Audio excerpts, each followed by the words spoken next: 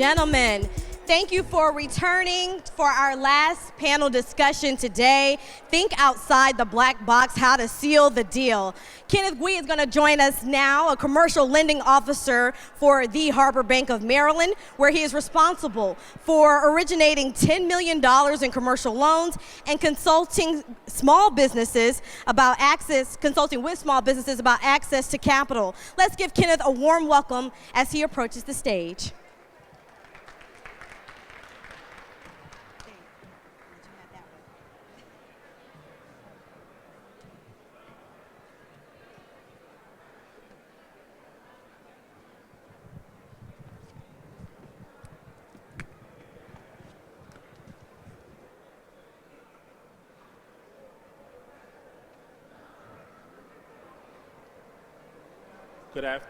Good afternoon.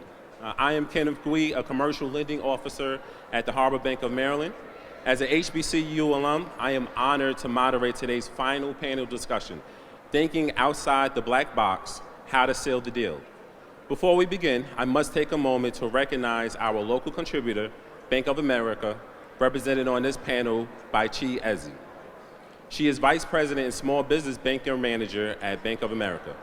In May 2011, she joined Bank of America as a relationship banker. Now the Small Business Banker Manager for the Maryland market, she is directly responsible for managing a team of small business bankers who provide comprehensive financial solutions to small businesses with annual revenue from $500,000 up to $10 million. Under her leadership, the Maryland Small Business Banker team ranked 3rd nationally. We know she has some gems to share this afternoon. Thank you, Chi, for joining today's conversation, and to Bank of America for sponsoring today's summit.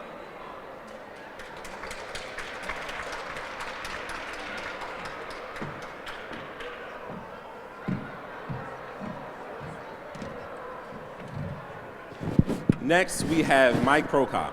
He is the co-owner of Takara Brothers and the director of the ice cream company's 4 retail shops. Now a $1 million employee-owned company, Mike is behind Takara Brothers' long-standing unique social mission centered on delivering economic product and social mission impact in all the communities it serves. You don't have to be in Baltimore long before encountering Takara Brothers ice cream.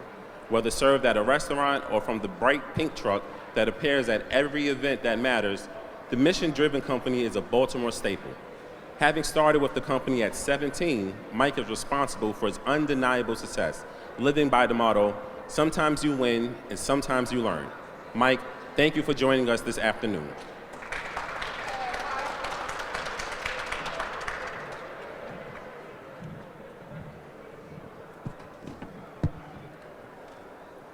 Next, we have Allison Lawrence.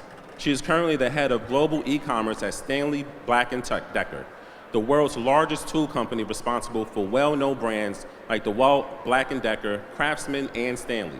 While serving in various capacities over the years, Allison has worked closely with the Fortune 500 company's CEO to steer the company's annual strategic plan, contributed to developing a critical D&I strategy, and led PPE distribution to employees and families during COVID. Without a doubt, she is a closer, and we look forward to learning ways to seal the deal with her this afternoon.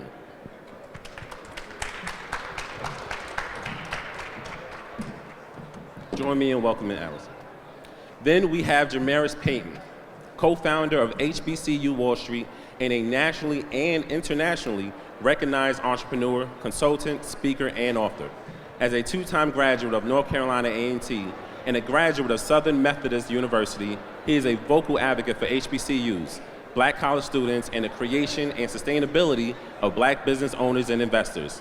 This love for HBCUs, financial technology, media, and community building led Jamaris to co-found HBCU Wall Street, a media-focused financial technology platform created to increase HBCU endowments. He authored the book, HBCUnomics, a story of the power of Black college students, economic self-sufficiency, and financial freedom, and co-authored the books, Dream Big, Dream Often, Dream Unrealistic, Guidelines to Get Off the Sidelines, and the HBCU Experience, the North Carolina A&T State University edition. Writing and publishing one book is no small feat. So having authored 3 books, he knows how to seal the deal. Let's give Jamaris Payton a warm welcome.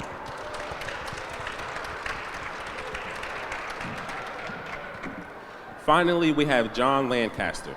He is the Vice President of Emerging Markets Development and Owner Relations for Choice Hotels International. John has traversed the hotel landscape and held positions including Director of Marketing and General Manager at multiple properties in the full service and extended stay segments.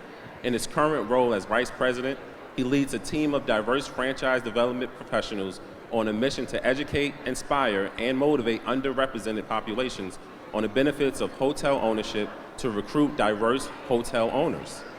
He was instrumental in creating Hotels by Choice, which focuses on women entrepreneurship. Throughout his 7-year tenure with Choice, he has personally helped more than 100 people of marginalized communities achieve hotel ownership. John clearly thinks outside the box, creating access and opportunities for others. Join me in welcoming him to today's discussion.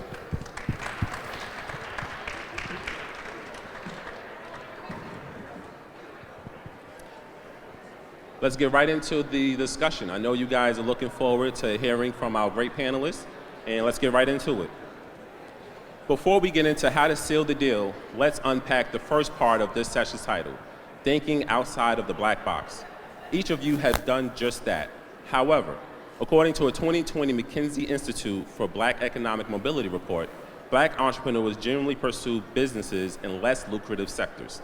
They also tend to make decisions in the business ideation stage that are likely to keep their businesses small. I want to allow each of you to share how your efforts to think outside the box contributed to your success. Jamaris, let's start with you. What inspired you and your co-founder, Torrance Reed, at North Carolina A&T? So, first and foremost, I want to say I'm honored to be here, and it's definitely a dope opportunity to be amongst so many black geniuses.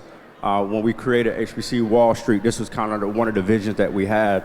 How do we get so much genius together and start spreading information about financial education, building relationships, doing deals? What really inspired it, we for a lot of times we talk about the wealth gap at an individual level. So what we noticed as we were doing research on HBCUs, there's a same type of disparity when you start looking at endowments. So I think I recently saw something for every $100 that a PWI has, we have $1 at the HBCU level. So knowing that HBCUs are incubators for the black community and the communities in which we serve, we said, how do we create that ecosystem or a platform to spread education and knowledge? So you got all this black genius at HBCUs. A lot of us go and make money that we've never made for the first time ever, but we don't know what to do with it, right? So how do we educate at that HBCU level and at the HBCU community? So when we're going out here, we're no longer just being consumers, we're being producers. So we just saw that as an opportunity to create a platform where we can allow people to spread their story, be a voice and information share so we can close that gap. I think that's really important, some of the points that you made.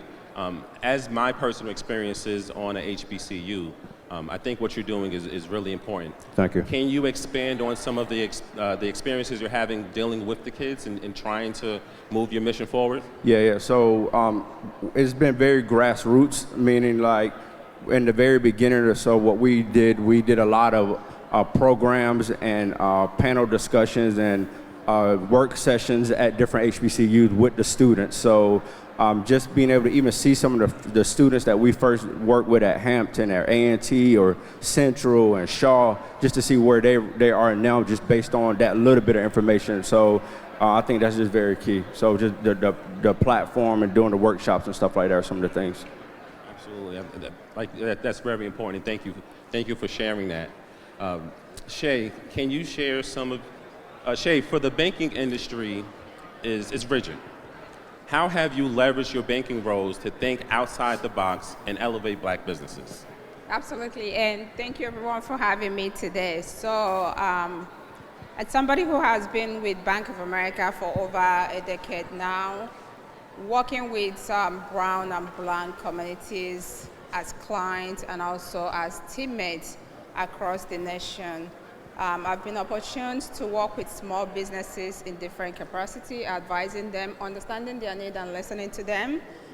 For small businesses, some of the things that I hear about them is growth is important to them. they want to grow their business. How do I help them grow their business? How do I listen to them? Another thing that is important as a Black woman in business is making sure that I'm reaching out to my own community as well to support, to make sure that I support them with their everyday need of their business. How do they grow their business? How do I position them now and in the future when it's time for them to take their business to the next level, to make sure that I'm there for them? With me being a small business banker manager, and before I got to this, I started by just being a banker.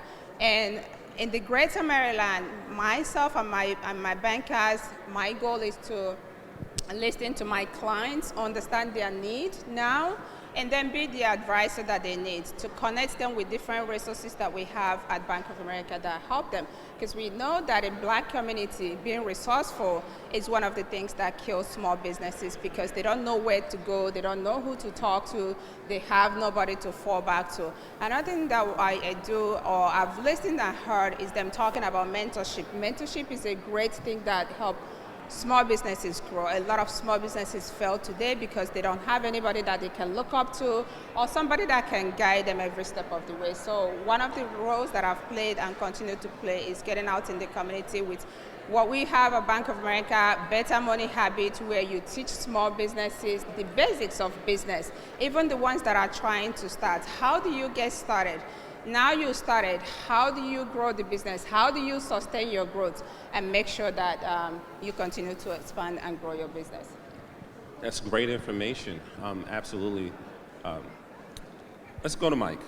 The entire premise of Takara Brothers is outside the box. From internationally hiring youth from marginalized areas of the city, to employee ownership model, to a pink ice cream truck. Mike, tell us about the vision that motivates your work and the impact it has made not only in the community, but as a successful business model that can be replicated. So the vision comes from seeing a need for change in the city. As far as tracking the impact that we have on the city, it's really hard to measure. It's difficult for us to measure, but we really try to look after it by the way that we have impact on the city ourselves, like by the events that we do. We also look for like-minded businesses that are doing the same type of work, and we highlight them through our social media platforms. We do sponsorships, donations as much as we can afford, and we also do fundraisers through our home delivery sector that's rapidly growing. We can also see an immediate impact on our own employees. As you mentioned, they're from, a lot of them are from the inner cities. They get to work with people that they might not meet on a personal basis. They also get to participate in events that we do all around the city. And then they get to engage with the many customers that we have. So we can see the impact that it has both on the employee and the customer. I think that a lot of the ideas that we have and a lot of the solutions that we have as a business is not unique to Baltimore. I think that there are a lot of cities around America that can use a company that's like us. So not only would we be providing a high quality product, but we would be fulfilling the obligation as a socially conscious company for the community that we're planted in. It's certainly a way to think outside of the box. Understanding your market and kind of how to apply to it. We know that Black women can do anything to which they put their minds. I'm surrounded by Black women, and so I can attest to that. And you all show up in every space imaginable. Allison, how have you as a Black woman utilized your unique perspective and experience to grow your career while also growing the Fortune 500 tool company? Thanks for the question, Kenneth. I too agree Black women are magical, so we can align on that. For my own career, everyone's story is different, but if I think about the themes of my 20 years with Stanley Black & Decker, they are framed with curiosity, with courage, and with resilience. And I know every Black woman that I know has exemplified those characteristics as well. When I think about curiosity in terms of a business owner or a business leader, being a lifelong learner, raising your hand to learn outside of your business, your industry, your vertical, so that you can be an asset and people are looking to you for information. Some people stay comfortable and so they're not curious, and you can not be spread out and get other opportunities if you do that. So curiosity is framed in my career. I don't think you can spend any time in business. I know Chi's been with Bank of America over a decade. I'm going on 20 years without some courage. You know, as a black woman in the power tool industry 20 years ago, there was not a lot of people who looked like me in the rooms that I was in, either outside of Black & Decker or inside of it. And so just being okay with being the only in the room and the first in the room. We're in Black History Month, so it's pretty appropriate to be the first in the space. And being okay with not having all the answers. A lot of people look at me and go, well, you're so decisive and confident. I spent a lot of times early in my career with a shaky yes. I'm not quite sure, but I'll do it. I'm not quite sure, but I'll move. And it's led to a lot of firsts. Building an Amazon business at Stanley Black & Decker that started from nothing, being the first chief of staff to the CEO at Stanley Black & Decker, first ever in the company. You have to have a little bit of courage to do that. And the last thing would be resilience. We're all going to run into issues and bump into headwinds, and products aren't going to do as well as we hoped, and people are going to maybe stab us in the back, and we're going to fail. But I think if you have resilience and dig your heels in, that you can get a lot accomplished in business. So curiosity, courage, and resilience, couple that with the giftings that we have as Black women and our impeccable work ethic, and I think we're pretty unstoppable. I love how you mentioned not knowing the answer, but using resiliency and hard work in order to get to it. That is absolutely that's needed and contributing to the Black Girl Magic. John, I mentioned it earlier, but your work to educate, inspire, and motivate women, people of color, veterans, LGBTQIA+ communities, and marginalized groups to enter the hospitality industry through ownership is innovative. What is the motivation behind it? Well, I would say the motivation behind it, number one, if you count how many hotels there are in the U.S., so you have 65,000 hotels in the U.S. Guess how many are owned by Black and African Americans? Anybody? 1%, 1.2%. So that is the reason we have, and it's not that Black and African Americans have not been owning hotels since 1867. One of the first hotels was actually built in Washington, D.C., the Wormsley Hotel in 1867, okay? So if we take a look at that and why we don't have the opportunity to build, to own, to manage hotels is the reason why we have that. So at Choice Hotels, we have a dedicated team that has been doing this for over 20 years. So what I like to say, we've been partying almost since Prince, since 1999, and trying to get underrepresented groups into hotel ownership. And we walk them step by step through the process. We don't just say, here's a franchise, you sign this franchise and here you go. We also are the first and only hotel company that has a Owners Council. It's called Choice Owners African American Alliance, where after you actually purchase your product, you have somebody who's working with you on the other side. We also have a dedicated financing team that walks you step by step through your loan process. How many times have we submitted loans as a business and we just get that no? And you have no clue why. So you have to have somebody there to make sure they walk you through that process to let you know why that no was a no and how we're going to get to yes. That is definitely a way to think outside the box on, even if you get a no, how do we get to a yes? According to Global Entrepreneurship Monitor, 20% of Black Americans start companies. However, only a mere 4% of them survive the startup phase. During this critical phase, business owners should ensure the business's survival and sustainability while increasing its profitability. However, when facing challenges to access support, capital, resources, survival, let alone profitability, can be unattainable. By identifying and securing strong partnerships, Black entrepreneurs can compete with our white counterparts in our respective industries. But how does that become a reality? What is the recipe for establishing these strong partnerships to seal the deal? Let's get into this with our panelists. So I'll keep it short and simple. I think the biggest formula across no matter what your industry is, one, it starts with being prepared before you get to that table, that deal. And preparation looks different for everybody, like knowing your business. Can you speak to the lingo of your business? Can you speak to the grind that comes with that business? I think the other part of it is the relationship. So whether you're at that table or the person that got you to that deal, it's a relationship game, right? And then also, what's important, do you have a product or something that the market accepts? Is it really something that somebody would like to do the deal with you on? And then also, can you tell your story? Are you connecting? Like, that story is going to be very important with securing that deal. So that's my thoughts on the formula. Yeah, so I'll go piggyback to what you said. Relationship is great. So for me, that's what I tell all my partners and my clients, everybody that I meet. In banking, if you don't have a relationship, you're not going to survive as a small business owner. A lot of small business owners fail today because they fail to have that relationship. You run to your bank when your back is on the wall, but you have to build a relationship. You have to have that somebody that will advise you, guide you every step of the way. There is a lot of resources out there, but you don't know what you don't know. You don't know what you don't know. So it's very important for us to establish a relationship, a trust. I look at my bankers and myself as a partner to a small business owner that everybody should have. Just like you go to your doctor, you don't wait to be sick to go to your doctor. Technically, we shouldn't wait to go to the doctor. You have to go to the doctor for physical all the time. So that's the same way you should have a relationship with your financial institution, with a bank, and not just the financial institution name. Because you're working and nobody knows you, but when you're working, you establish that relationship.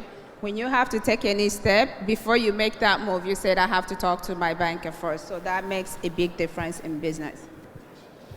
Yeah, I'd like to focus on the partnership portion. For us, it's been a unique experience, and the answer to the question of how we maintain partnerships is it's unique. It's multi-layered. So first, we've been blessed to be in business for a very long time. We started as a nonprofit in the early 90s, and then we rebranded and became a for-profit company now known as Tahaka Brothers in 2010. So during that long process, there were a lot of ups and downs. We were very, very close to going out of business several times, but we were able to persevere. So the people that we had built these relationships with were able to see that we first didn't sacrifice the product, no matter how hard it was for us to make a profit. And then second, we stood on our social mission. So we were able to gain trust with those people that we had grown those bonds with. Now, as we grow as a business, we are able to have more fruitful relationships. Like, we can have more give and take with the organizations and businesses that we work with. As we have more revenue, we're able to have a larger staff, which allows us as owners and managers to step back and see how we can have a greater impact with the people that we partner with. We also have learned as we get bigger that partnerships are risky. So we have to put more thought into who we work with, because as our audience grows, so do the expectations. So when we, for lack of a better phrase, get into bed with certain businesses, we have to consider, whether what they do is relevant to, our brand and our mission. If they're doing the same type of work that we're doing, are we like-minded? So yeah, those are just things that we have to keep in mind when it comes to creating partnerships, keeping partnerships. Yeah, and I would piggyback off of that, even further from a partnership to your team. Okay, creating your team and having your team in place. We all hear that old adage, you're the average of the, top 5 people who you hang out with or who you're around all the time. Your team going in, there's no one individual that is going to run a business and be a business. So that team is important. And if you're going and looking at, owning and buying a hotel, and most people, number one, don't even think you can own a hotel. They drive by that hotel, that's owned by Mr. Comfort, that's owned by Mr. Marriott, that's owned by Mr. Quality. 85% of all hotels are owned by groups or individuals. That's number one that a lot of people don't know. But that team you have to have together, that architect, you have to have your general contractor, you have to have your franchise professional, you have to have your attorney lawyer, you have to have your financing in place. That partnership is what's going to create an opportunity to seal and close that deal. Again, your partnership in legislation from your county officials is important as well for your entitlement processes and different things of that nature. That's what you need to do to seal a deal, is just make sure, number one, maybe you run into somebody who's done it before and get a lot of different knowledge from them. Each one, teach one, to make sure we have the opportunity to move that forward. I think they covered it. But the one thing I would add is around maximizing resources. I think we need a lot of money and we need a lot of this, but just even this session today, coming, learning, hearing from people in different spaces.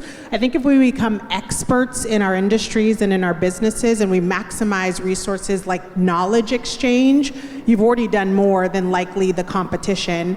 And in terms of thinking outside the box, I'm reminded of this story. I was about 9 or 10, went to camp, and there was a camp-wide contest to put your name on a box. And so 50-something kids start putting stickers and glitter and painting their boxes. And I was trying to think through, what am I going to do? And I wrote my name in cursive. I was the only one in the whole camp that wrote my name in cursive, and I won. Spoiler alert, I won. And years later, as I reflect on that moment, I think, when I think about thinking outside the box, everyone at the camp had the same amount of resources. We all had the stickers and the glitter and the markers. We all had the same time to complete it, and we all had the same assignment. But how do you take a different path that makes you stand out from everyone else? And for me, at 9 years old, it was writing my name in cursive. I think as business leaders, there's a lesson there. I have the same amount of access as everyone else, but I'm going to do this a little bit differently to make that decision maker say yes to me. You can almost hear the common element of everyone's responses of the human part of it. Relationships, teams, building partnerships with other people. I think sometimes we take that for granted, that there's another human on the other side of this. And so you can almost hear that that's an important part to thinking outside the box and sealing the deal. So for insufficient access to capital, knowledge and support ultimately leaves Black entrepreneurs less economically mobile. John, as you recruit and support people of color to buy into the Choice Hotel franchise, how do you overcome these barriers so they could come to the table ready to close the deal? That is a very great and needed question, okay? So access to capital is always something that is important. So at Choice, we actually have a team dedicated just to going over those financing options that you would have, whether that is working with a 504C, 7A, whether it's CMBS, whether it's working with your CDFI and how to do that, how to fill the forms out correctly. So we at Choice, we have awarded and financially supported over 345 underrepresented hotels. And we have done that from a financing perspective from our balance sheet. So we're writing checks as well to make sure people of color have an opportunity to own, because significantly less hotels than our other counterparts. So in doing that from financing, you have so many different ways that you can attack your capital stack. Okay, you have C-PACE lending that you have an opportunity to do. If somewhere is in an opportunity zone you're looking at, you're working with your legislation on new market tax credits, opportunity zones, economic development boards, to go and put all of those things together. It doesn't necessarily mean, hey, I'm gonna go out and buy this Four Seasons down the street for $1 billion, and you need $200 million in capital in your bank account. Who has that? I know Kevin Hicks does, but that's the only person I know in here that has that. But no, when you're looking at buying a hotel, it's not as capital intensive as you would think. Okay, if you're going on LoopNet, you're going on 10X, you're working with a broker, Amari is here somewhere, you're looking at those hotels, $5-6 million, you're putting down maybe $1 million, financing the rest with that SBA 504C. And that's not just you alone. Again, it goes down to a group. It's 2 or 3 people putting up $200,000 or $300,000, forming an LLC, putting that together, and going and taking out the hotel. Next question I always get is, do you have to have experience? No. You hire a management company. It's a third-party management company that's going to run that property for you. So those are some of the things we talk about in education. All a support system. It starts from just that idea, okay? What is the most resilient bacteria? The most resilient parasite? It's an idea, highly contagious. You want to make sure you get that idea and keep it moving forward. It's such an important part, the access to capital and understanding how to get past that. Access to financial capital continues to be a barrier for Black-owned small to medium businesses. To survive and thrive, they need direct investment or in-kind equity contributions, including grants, subsidies, loans, and revenue participation agreements. According to the McKinsey Institute for Black Economic Mobility, an additional $7.6 billion to $15.4 billion in liquidity for Black-owned small to medium businesses could preserve 460,000 to 815,000 jobs. Yet Black entrepreneurs continue to face systemic barriers that rob them of investment and suppress development. In 2020, Bank of America announced its 5-year, $1.25 billion commitment to advance racial equality and economic opportunity by dedicating $200 million in investments to minority-focused funds and $50 million to minority deposit institutions and community development financial institutions. Chi, what opportunities and resources exist within this commitment by Bank of America to level the playing field for Black entrepreneurs, and how can participants here access them today? Absolutely. The first thing is that at Bank of America, we recognize the barriers that Black people have, and we also recognize the inequality and social injustice and economic mobility. So we are fully aware of that. Locally in the Baltimore area, we sponsor neighborhood builders, which part of that, this 2022, we awarded a $200,000 grant to Innovation Work, which is a local business that helps support the Black community with educating small business owners. A nonprofit that helps educate small business owners, help with educating the CEOs to make sure that we continue to advance this. Also, every year Bank of America does what we call Small Business Owners Survey, where we sample views of small businesses to find out what is important to them, how can we continue to support them. And part of this is we highlight Black small businesses in the Small Business Owner Report that comes out on a yearly basis. And not only that as well, we go further to say we have access to capital for Serena women, which also helps the Black community. There is a portion of it as well that is focused on the Black community to make sure that, number one, we recognize there is a gap there, and number two, how do we move forward from where we are today? We've come a long way with investing in the CDFI, which is our local banks and community banks that when we cannot lend, we're financing those institutions to be able to help the Black communities thrive in their everyday businesses. From a historical context, I think that's an important conversation. And what you guys are doing over there is important to move this conversation forward into financing and not just being able to take your banking and build these relationships and expand that conversation to getting access to capital for so many small businesses, like you just said. I think that's critically important from a CDFI and from a banking perspective.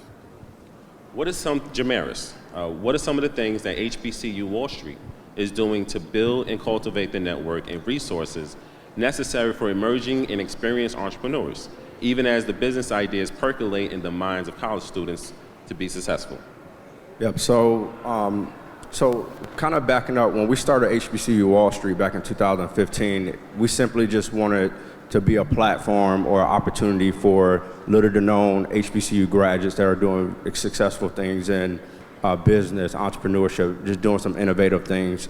And we kind of got away from that over the years. But most recently, what we found to be our sweet spot and successful spot is being a voice for other people simply through the podcast, right? So no matter who you are, where you are in your journey as a business owner, entrepreneur, whether you're a student, you're a VP, CEO, or somebody freshly out of college looking to be an entrepreneur, we're allowing you to come on and tell your story, because your story, no matter where you are, can benefit somebody. Sometimes if you're a newcomer and you're telling your story about the grind and your passion, why you're doing it, you're reminding that person, that CEO that had climbed, like, oh man, I forgot about that hunger or that grit that it took for me to get here. And we sometimes can, no matter where we are, get complacent. So hearing that new story or having that imposter syndrome, no matter where you are, you might hear that one story of a kid that said, hey, I want to do this. I'm like, oh dang, that's right. Oh, I forgot about that. It comes from here and from the heart on out, right? So just being able to be a place where people can tell their authentic story about who they are and where they are, and we found that to be very beneficial and successful to everybody in this, because at the end of the day, everybody's on the same path in regards to being on a journey. It looks different for everybody, but the goal is to end up at the same place. So we want to be able to be that resource, a platform to help everybody in the HBCU community. So. That's amazing, to be very intentional about inspiring others, especially on the HBCU campus, because we all look for examples to guide us and move forward. As part of Stanley Black & Decker's 10-point commitment to racial equity, it commits to expand its partnership with minority and women-owned businesses to increase supplier diversity spend from 3% to 10% by 2025, and has partnered with the Chamber of Commerce Coalition to back black businesses in Eureka to mentor 4 black-owned enterprises qualifying as small businesses. Allison, may you please walk us through the intent behind this portion of Stanley Black & Decker's 10-point commitment and inform participants of the applicable industries that qualify to benefit from this partnership? Yeah, Kenneth, I'm happy to. Thanks for the question. You know, I'm proud of Stanley Black & Decker on a number of fronts. We continue to deliver best-in-class innovative products, and as a company right here in Maryland and Towson, really proud of the way that we show up in our communities. But probably over my time at the company, our 10-point action plan for racial equity is one of the things I'm most proud of. Like a lot of companies who had a passion in their heart around George Floyd's murder to do what they could to right-side injustice and help drive equality, we put pen to paper on a plan that would help do that. It includes educational reach, giving scholarships to HBCU students. It includes internal training and being intentional about promoting and developing our Black executives and leaders. And then it includes this portion on supplier diversity. So we've committed to raise our spend to 10% by 2025. And we're partnering with organizations like the Women's Business Enterprise Council, Disability IN, National Minority Suppliers Business Council. So if anyone in here is a part of any of those organizations, you're already tapped in. But also, we know we need diverse suppliers to be successful and to have a sustainable business. And so if you are not accessing our 10-point action plan resources, you can go to stanleyblackanddecker.com, search diversity supplier, and there's an option in there to become a supplier. You can do it right on the website. It registers you in our database, and then our team reaches out. So help us get to our goal, tap into what we're trying to do in the community. We need you to be successful in the future, but again, really proud of the company and the actions we're taking besides our words to move this forward. So the best way for someone to reach you is go to the website? Yeah, stanleyblackanddecker.com, search diverse supplier, and then there's an option to become a supplier. Fill that out, and you will get registered. This has been an amazing conversation, and this panelists have said a lot of information from their experiences that could benefit a lot of them. And so if we have time, let's try to hear from the audience. And if there's any questions that someone would like to take, we will open up the floor for you to ask a question. This question's for John Lancaster. John, could you share with the audience how other minority groups have used hotel ownership as a generational wealth creating tool, sort of like the Pakistani or Indian groups? Yep, fantastic. That's a great question. And that's how some people have started off. So the majority of hotels are owned by East Indian groups, 62%. and how they started. And they start by not just using themselves, but again, partnering as a team. As I mentioned before, the opportunity to find that team, to find that person to walk you step by step. And you know, our dedicated team here, and I think, where is Marcus here? Oh, Marcus right there. He points you in the right direction to make sure you put you in touch with other like-minded people to aggregate capital, to aggregate equity. Prior to doing that, again, always be leery of going into partnerships, but you want to make sure those particular contracts are in place before you leave. But that's how you grow and create generational wealth. Now you own, you know, that one hotel, 2 or 3. You're moving down the line 4 or 5 years, and maybe you have an opportunity to refinance that property, or you sell that property, and now you're moving on and getting additional properties. And you have an opportunity to pass that on to your children to help make sure you still have that generational wealth and help them to move forward. Thanks for the question, Kevin. Thank you. Are there any other questions that you would like to hear from the panelists?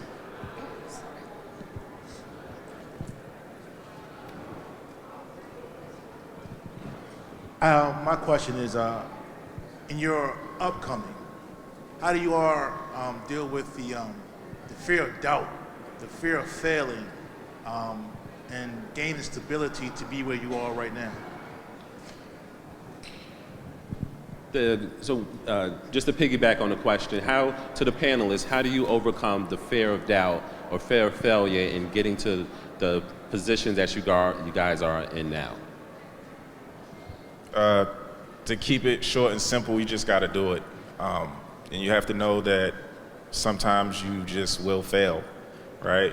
So like if you're doing something that you're passionate about, you're going to care enough to want to do it again, restart, and keep going. And I will also add, for me personally, I will tell you that before I get to where I am at Bank of America, there was times that I held myself back as a woman of color and somebody who have an accent, and I would say, I don't know how they're gonna judge me if I talk. Are they gonna understand what I'm saying? But then I had to step up and say, what is the worst thing that will happen? I speak clear English, so I had to stop myself from stopping myself and take the leap.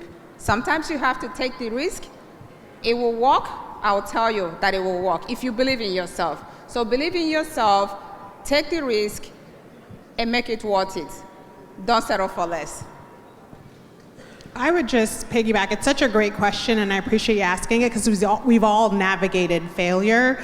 But I think, you know, failure is a critical ingredient in the recipe of learning. Like if you're not failing, you're not learning. And so we all need to fail. I think the charge on us and encouragement to us is let's not make the same mistake twice. Yeah. Like let's learn, let's pivot, let's flex, and then let's keep growing. But I think also I would say the people that you keep around you in your failures is really important. You know, we should have people championing us and there to support us and pushing us upwards. We can learn from them and we can learn from ourselves in the failures. So great question, because I think we all experience it, but you're probably standing still if you're not failing. Yeah, you definitely miss 100% of the shots you don't take. So you have to make sure you're taking that shot. Failure is not failure. Failure is an opportunity. Opportunity for you to learn, opportunity for you to grow. Sometimes you need somebody to give you a little bit of runway, because if you fail, you don't want to fall flat on your face. But even if you do, as Allison mentioned, you learn from that, and you have to move forward in recreating that again. Don't have that same failure again. Don't do it 100 times and fail the same way. So just keep that in mind. Like the basketball reference, especially at CIAA, Yes, you miss 100% of the shots that you don't take. That absolutely, being okay with getting a no, and you learn from that no. Are there any other questions? One more question. So this question is for the brother on the end.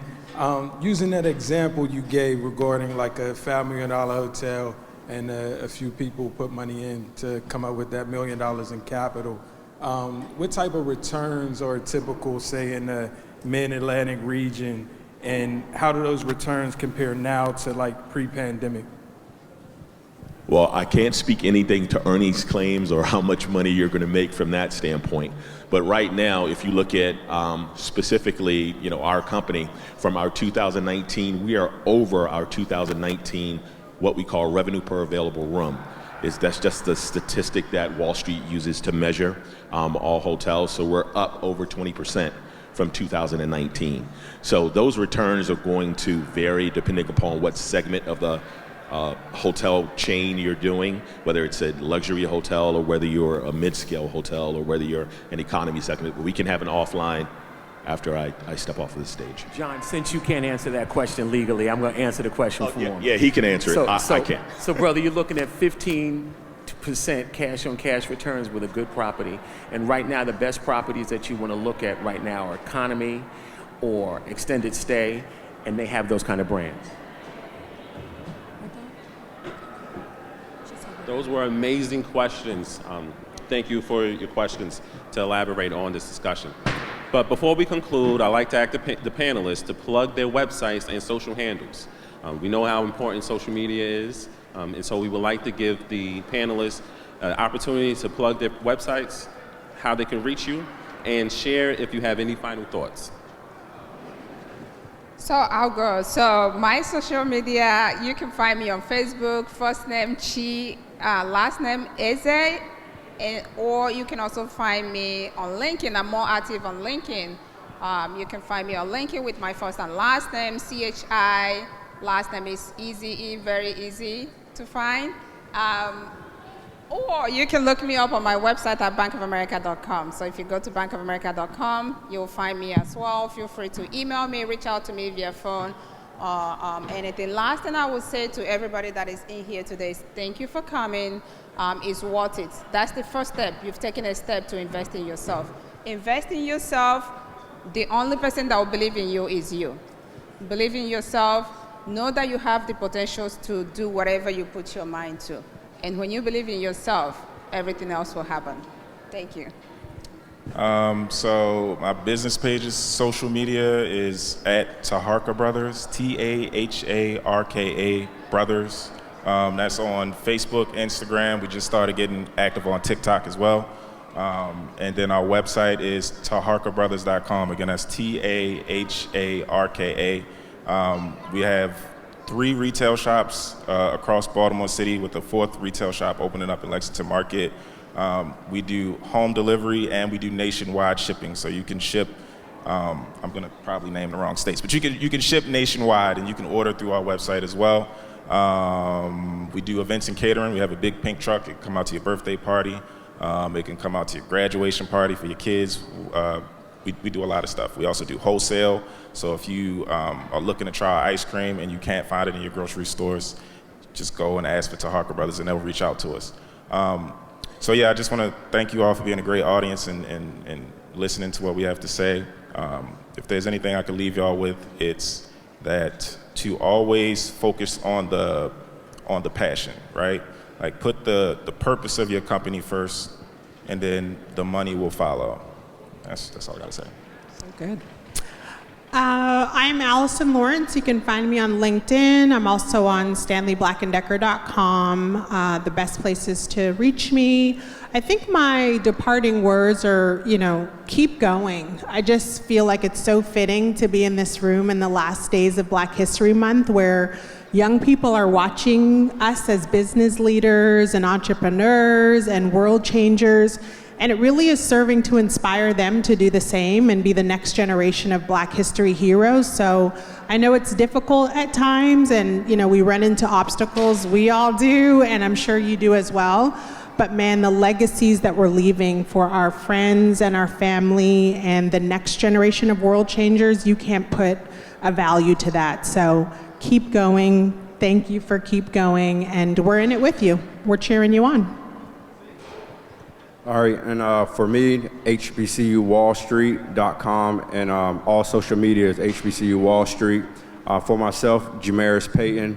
All social media is Jamaris Payton. My website, JamarisPayton.com. 2 things I'll leave you with. What's been helping me, the gentleman asked about fear and all that, failure. What I realized as of late is that our time here is limited. So while we're here, we need to spread the genius that's in our heart and our mind. So push through, no matter what, keep going. And then Booker T. Washington, and I'm probably gonna butcher the quote, but essentially is cast your bucket right down where you are. Like, no matter where you are, your here is perfect for you right now. No matter what your here is, you got the right resources, the right time, it's the right people. You just gotta pull it all together and make it make sense for you. So that's what I'll leave you all with. Fantastic. You can find us at choicehotels.com/diversity. Just a little bit of background on Choice Hotels. We're one of the world's largest franchisors of hotels with over 7,700 hotels throughout the world, all the way from economy segment to our luxury segment. We just recently purchased Radisson, if you've heard of that hotel group, Radisson Hotel North America. What I'd like to leave you with is that when you're out and you're taking those shots, as he mentioned, make sure that shot goes through. Follow through, hit that Ginobili with the left hand. Make sure, make sure that goes down and just take the shot. Thank you. On behalf of CIAA and Visit Baltimore, I sincerely appreciate all our panelists and participants for contributing to this insightful discussion. This panel has certainly dropped some jewels you can use. Please pursue these opportunities and share them with others. Again, I am Kenneth Gui of the Harbor Bank of Maryland. Thank you all for joining us this afternoon.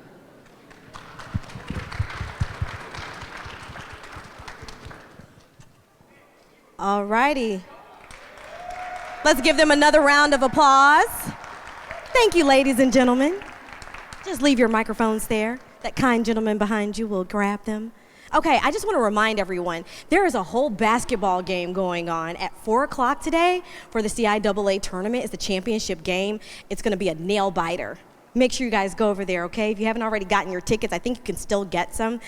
So yeah, the tournament is going on, the basketball game, the whole purpose of the CIAA, right?